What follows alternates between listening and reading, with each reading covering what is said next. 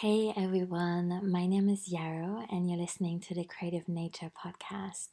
You might also be hearing my dog panting in the background, so if that's the case, I'm sorry. This is already the second podcast episode I'm recording today, and I'm excited to talk a little bit more about how I'm feeling at the moment, what the summer is like, and to kind of create this little diary entry for you, but also for my future self in a way. I feel um, very hesitant around journaling and writing at the moment, and I kind of feel more energized around just pressing record and talking about how I'm feeling. And I'm hearing from you that you're really enjoying my solo episodes, which I'm so grateful for. So I want to talk about what it means to sit at the feet of plants today. And before I do, as always, a few announcements. So the first one is the Embodied Business Community is currently open for enrollment over at Yarrow Digital, and I will link to that in the show notes. Secondly, I'm offering a program called Mending Together in November and December this year, and this is all about making time to make some textile art with your hands. And maybe it doesn't have to be called textile art because that maybe makes it feel like you have to know what you're doing, which you really don't. But I'm going to share about embroidery and about how I've made ritual items in the past 2 years that have helped me kind of calm my anxiety, to keep my hands busy in a really gentle way, and to create something that is meaningful for me in my ritual practice and kind of as an alternative to journaling, I guess. Really love the idea of slow stitching. I've learned a lot from Emma Freeman, who will be on the podcast. And I'm excited to create this space. It's a 6-week program leading towards the winter solstice. And I know it's a long shot, but it just came to me so clearly this one Saturday evening that I was like, well, I'm just gonna start offering that, I guess, in case anyone else like me really wants to already plan for winter. And then I'm also offering a virtual weekend retreat around the Samhain weekend at the end of October. It's likely going to be called Stories, and I'm not totally sure yet what the format will be, but it will involve ritual together, sharing, journaling, maybe some plant magic, and I will let you know about that as soon as I know. But if you know you want to attend, then you can already put that in your diary if you like. All right, so how does this episode come to be?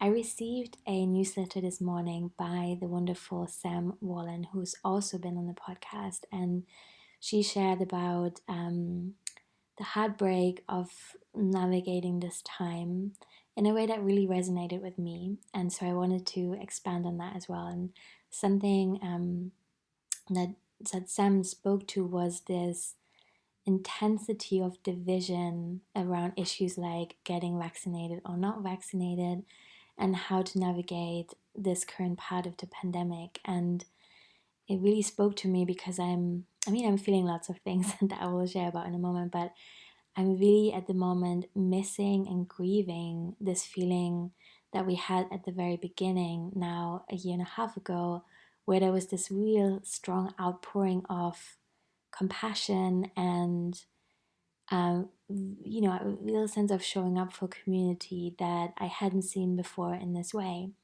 I mean, obviously not because it was a really unique situation. And yes, it was incredibly painful and traumatic and so destabilizing. But there was also, like I said, just this real sense of compassion that I'm not feeling in the same way anymore right now. I mean, obviously I'm compassionate, I'm trying to be, but I just don't feel that as strongly. And I think, as I've mentioned before in other solo episodes, it makes sense that we're getting tired, right? Like this has been going on for a long time, and compassion fatigue is real. And we are also just connecting online so much more, and there are mechanisms in place that mean that we're often kind of operating within these echo chambers where we are mainly hearing from or witnessing people that already have similar opinions to our own. I really recommend the documentary The Social Dilemma if you're interested in that. that really gave me a lot to think about. And so, yeah, that was interesting. I had my second vaccine this Friday, and I didn't have a reaction to it this time. I did the first time I had it, but that was also alright. Like it was gone after a week, and I was just feeling a lot more tired than I usually do, and I had an infection that kind of flared up a little bit after the vaccine because um, my immune system, I'm assuming, just kind of went into overdrive trying to get some really big jobs done, right? And yeah, I'm really grateful that I had the chance to be vaccinated here in the UK.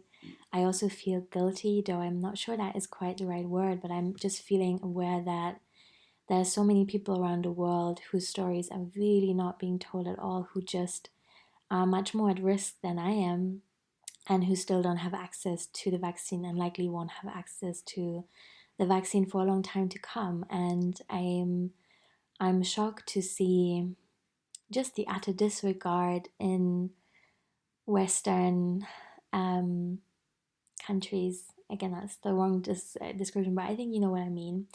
Um, I just really had hoped at the beginning of the pandemic that there would be more global solidarity, and it's sad to see that that isn't really happening.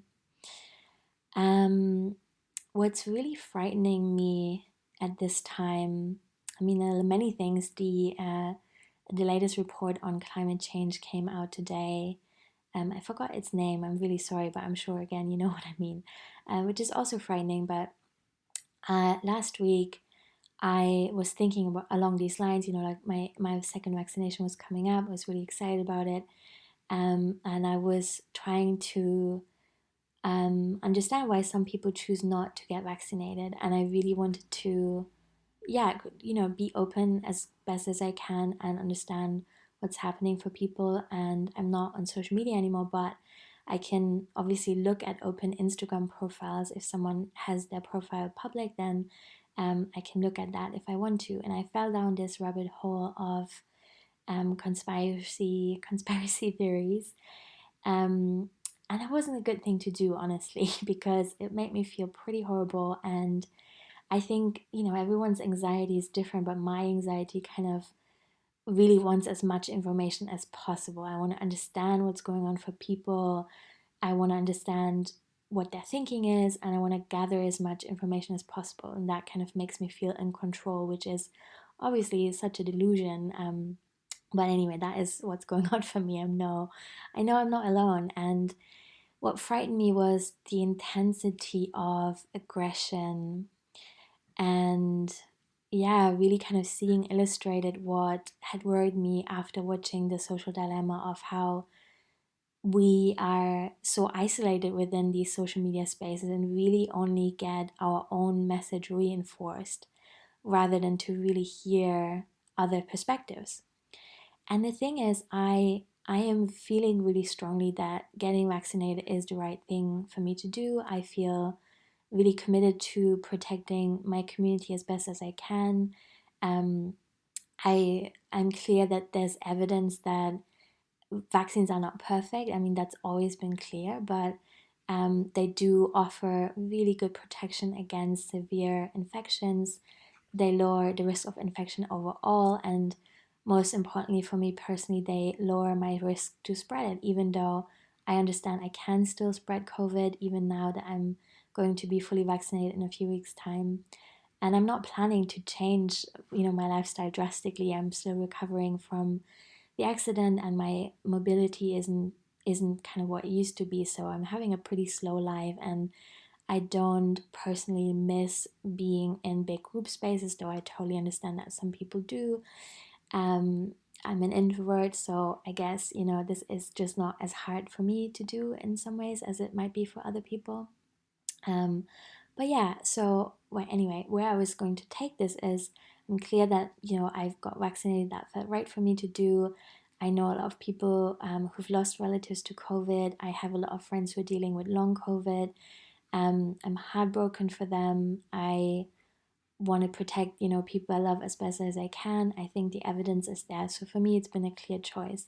having said that, I really understand that people are skeptical of the government, of the media, of Big Pharma, and frankly, so am I, right? I just, yeah, I think that's a in a way that makes sense as a response to be really skeptical. And it kind of saddens me in a way, though, that this is the issue that so many people got politically activated around, because I've been skeptical of these things, my whole adult life. And I think there's so much really valuable conversation to be had around what we want to do about that. But it seems that this question of getting vaccinated or not has really kind of crystallized um, opinions and standpoints in a way that really surprises me. And with the report today coming out on climate change, for example,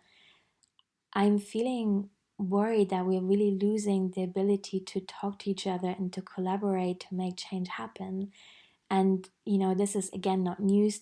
We've known this before this report, of course, but it is just becoming so urgent that we fundamentally change the way we inhabit this planet. And to be able to do that, we're gonna really have to collaborate and be able to talk to each other. And I think, yeah, like it feels like that is something that's slipping away right now.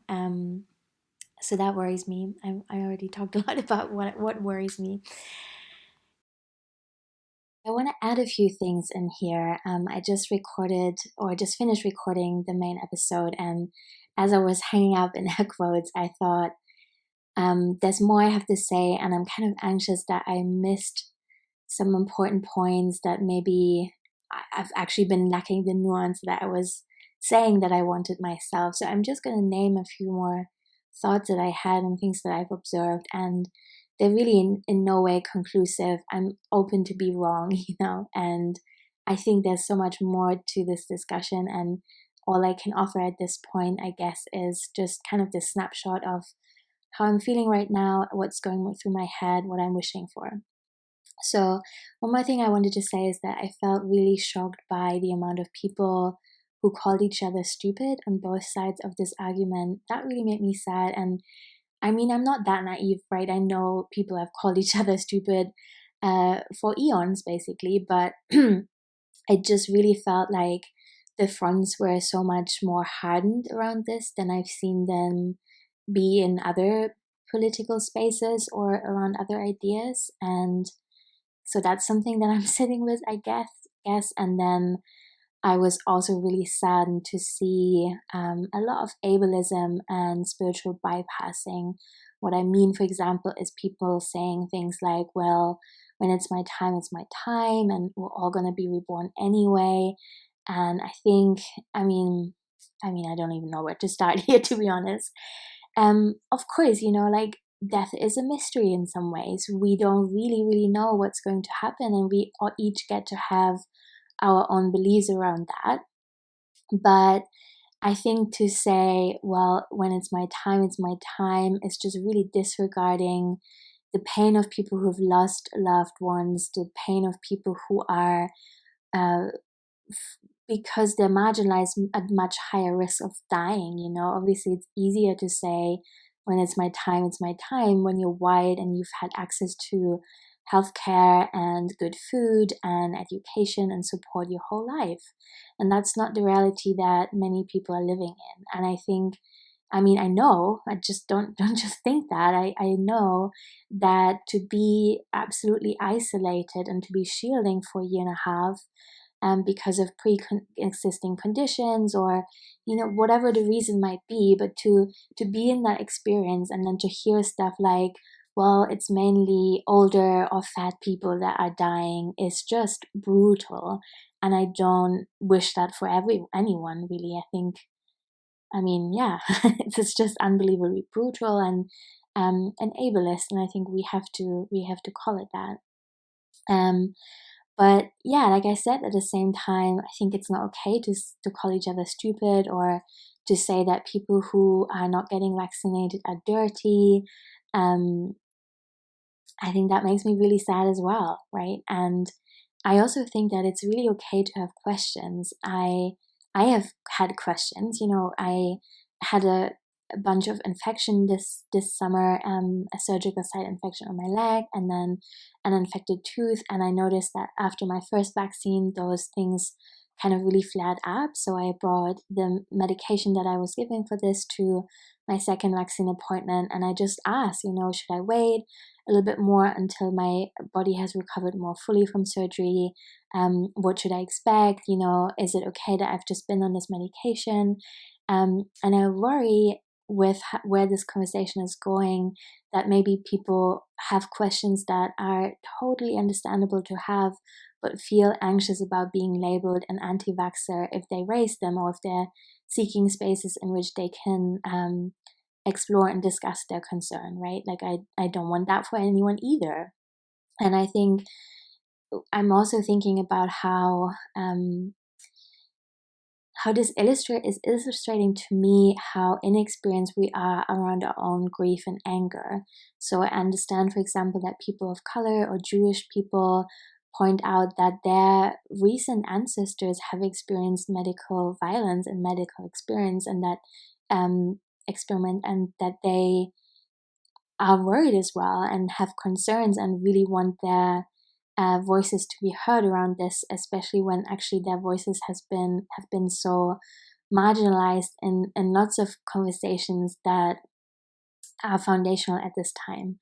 And we have to. I think all of us have to confront the fact that we haven't really made reparations for those things. We haven't even really acknowledged the pain that we have caused as white people. And so, yeah, we have to sit with that, and then just remembering that we can't shame each other into growth, right? I think shouting at each other that we're stupid, it probably is not. It's just not where it's at right now. So yeah, those are some more thoughts to be added here. I'm sure there's more. I'm sure there's a ton that I've forgotten, but here we are. I didn't want to keep quiet, even though I know that what I have to contribute isn't perfect, or isn't some kind of end point in my thinking right now. But I hope that you are feeling a little bit less alone, maybe just being able to listen to someone else exploring their own thoughts and exploring your own, and speaking to your friends and having conversations feels like such an important thing to be doing right now. Yeah, so I feel just kind of at a loss as to how much nuance this conversation has never had, or maybe lost. And I haven't been on social media since the beginning of the year, so I don't know if it's gotten worse or if it's just changed.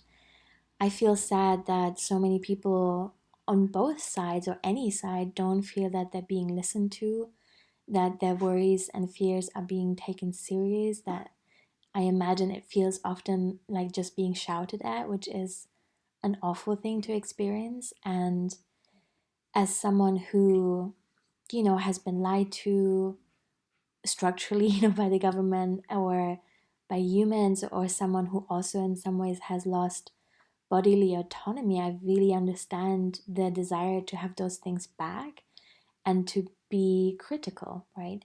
And I also see in myself, or I understand my own privilege in that um, I was able to access a ton of education. I felt really lucky to be able to do an MA and to study with the Open University. This past year, I took a course in philosophy with the Open University, which I totally loved and really just felt so nourishing to me. It's obviously not a perfect curriculum at all. Universities have their own agendas. Academia is in no way perfect. But it just kind of gave me a lot of food for thought. And also, I think being used to accessing research papers just maybe in some ways helped me understand statistics and do research in areas that I was interested in. I just feel confident in that. And I think many of us aren't that lucky. Many of us don't have people to talk to discuss their concerns, and that's just heartbreaking. That is not the basis of radical transformation and real collaboration, right? So yeah. Mm. I'm also hearing from people and thinking about how this is playing out in the wellness industry, how there's a real sense of polarization there as well, how some people really grieve not being able to access spaces that they have been really enjoying previously because um, social distancing isn't present there, or mask wearing isn't a thing, and they don't feel safe for good reasons. And at the same time, I know people who um, are really disappointed and disillusioned in what some of the people that they've perceived as leaders in their fields are saying and how they're showing up. And I know that that can feel really heartbreaking as well. I've definitely experienced that this past year, and rethinking my relationship with people that I've learned from. And that's a big process that can take up a lot of time. And I think it brings up questions around why we yearn sometimes for people who we think of as knowing more than we do. I mean, that was a weird long sentence. I think it is bringing into question our own relationship to power and leadership. And I think to some extent it's human at a time of such massive upheaval and uncertainty and pain to want to have something to look to, and to have that taken away for whatever reason is painful, right? And I think that to come back to circle back to the very beginning of me recording this episode, that made me think about the idea I love so much of sitting at the feet of plants and being really quiet and listening and making time for grief and ritual. The book Braiding Sweetgrass by Robin Wall Kimmerer comes to mind here as a source of inspiration. Um, and yeah, I mean, there's so much more to that indigenous cultures have always known and really valued, and that we are um, reconnecting with at a time that it is so necessary to do that work, and to not shy away from the discomfort of also confronting our own histories or legacies of white supremacy and colonization that have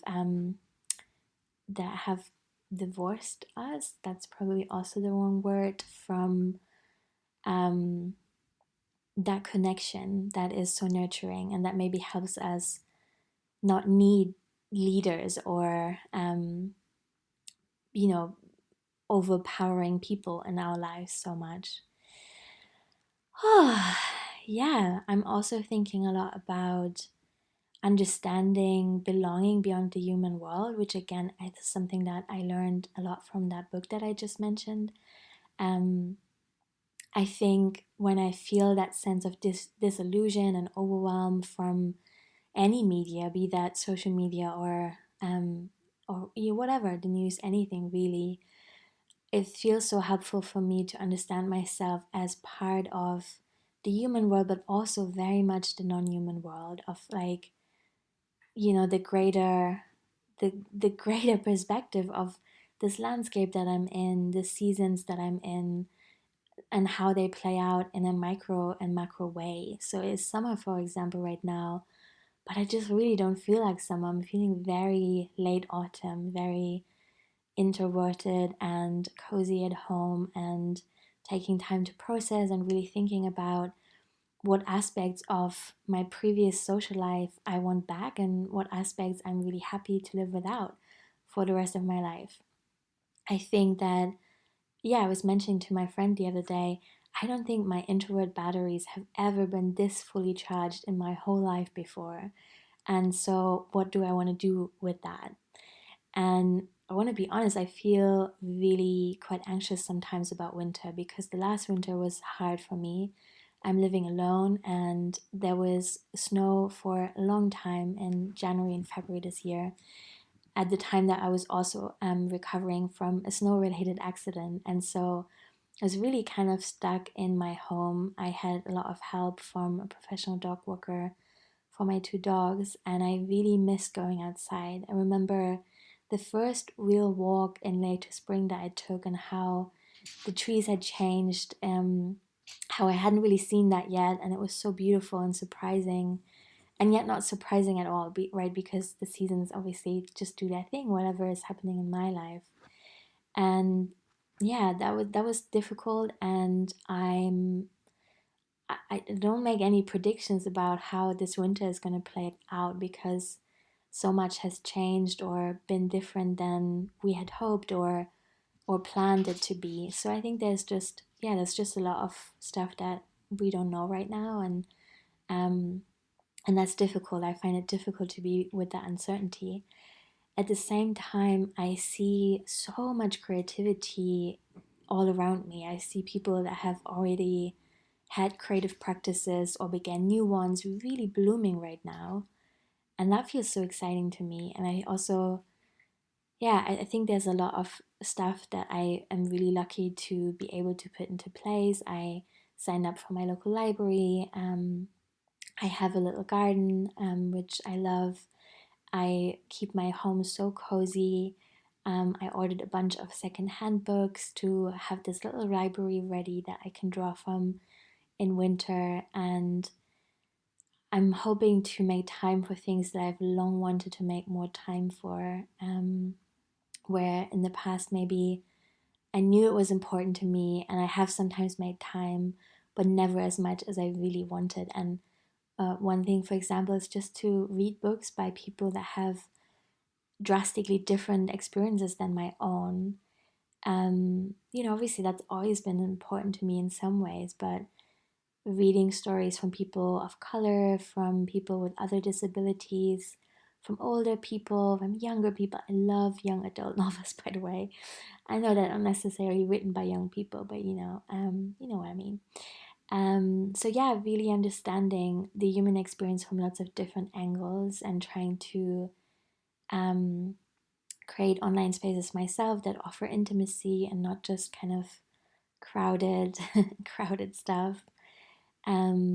Thinking a lot about accessibility and how so many of us, especially queers, I mean, but that's just my people, I guess, have at the beginning of the pandemic really felt that so much more has suddenly become available to us. Not people that can normally go to pride marches, but people who haven't been able to do that kind of thing, or can't go to clubs, or don't have the money to take workshops or go to university or whatever. Suddenly there was just more that we could do from our own beds. And I really want to keep that going. I'm feeling committed to creating that kind of online space moving forward. So thank you so much for listening. This was a really long waffle, and I hope that I haven't made you feel bad about yourself. Does that sound weird? I think I just wanted to share where I'm at, what I'm feeling, what I'm worried about, what I think is maybe nuance that I would like to um, see more of in the world. And yeah, that's it. Thank you so much for listening. As always, please leave a review. That's really helpful. If you have any feedback, the form is still open. I'll link to that in the show notes as well. If there's anything else you want me to talk about, let me know. If there's someone you think should be a guest, let me know. I think the future of this podcast is still a bit uncertain, not in a bad way. I just changed the name. I stopped doing new recordings over the summer. I'm going to bring the existing ones out in the coming weeks, and I'm thinking about a slightly different format for future interviews.